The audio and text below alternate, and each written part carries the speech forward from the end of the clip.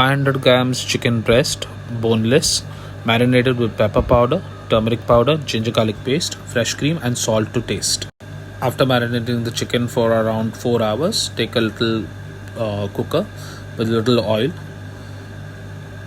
Place your chicken inside the cooker one by one, evenly spaced, and let it cook for around 3 to 4 whistles. Roast the chicken without putting much water. What I'm doing here is I'm just placing the chicken on top of each other. Now I'm using a little water from the marinade so that it sinks in. Blanch the tomatoes, make a 4 slit so that you can remove the skin. Once the tomatoes are nicely blanched, place it in a bowl of water and boil it for around 2 minutes. Once it's blanched, you want to remove the skin, add garlic and ginger garlic paste and little sugar and blend it to a smooth paste. Now take a wok, add 3 cubes to 4 small cubes of butter. Once the butter is half melted, you want to add a dash of oil. As you can see, our chicken is roasted and ready at the side. I'm adding the oil.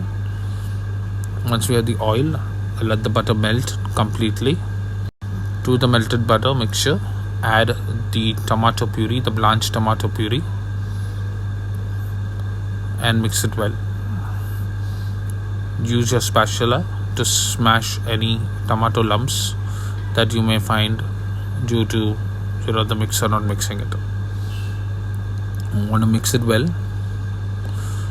Once it's mixed, we will add whole spices, that is bay leaf, pepper and cloves and cinnamon stick.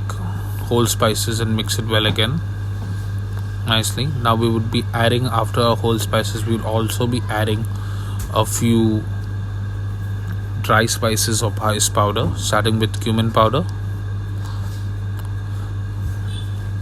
chili powder, coriander powder, and turmeric powder,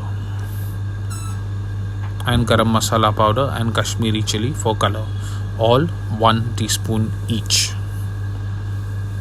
So you want to add your powders and then mix it well. So we're adding our powders out here. As you can see, the Kashmiri chili is only used for color. It doesn't have any spice. We have used tikka lal as well, around a teaspoon, to give that a little spiciness for the chicken. I can also add honey, which is optional, and mix it all well that it blends in.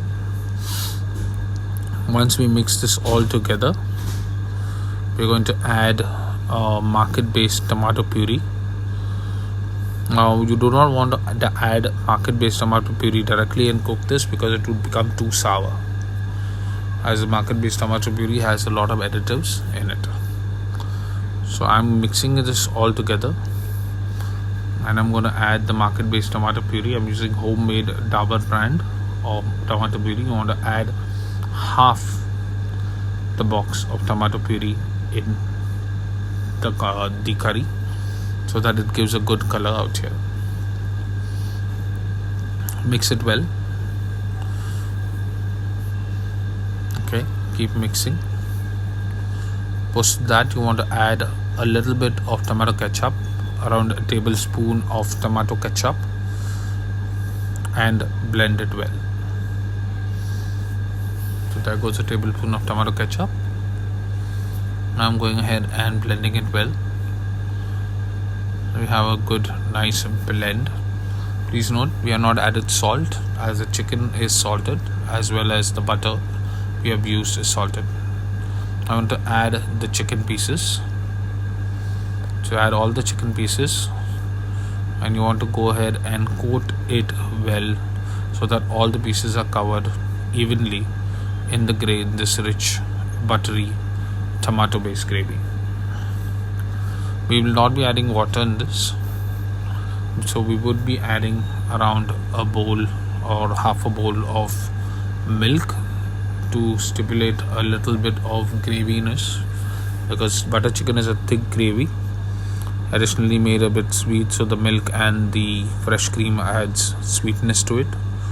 So what we are going to do is we're going to add a cup of milk and set it aside to cook for around 5 to 10 minutes till it's evenly cooked and the chicken absorbs all the flavor of the milk and the gravy. Now that our chicken is cooked, out here you can see, what we're going to do is we're going to add fresh cream, Amul fresh cream out here, garnish with fresh cream, and serve it hot with parathas or rice or a tandoori naan or a garlic naan.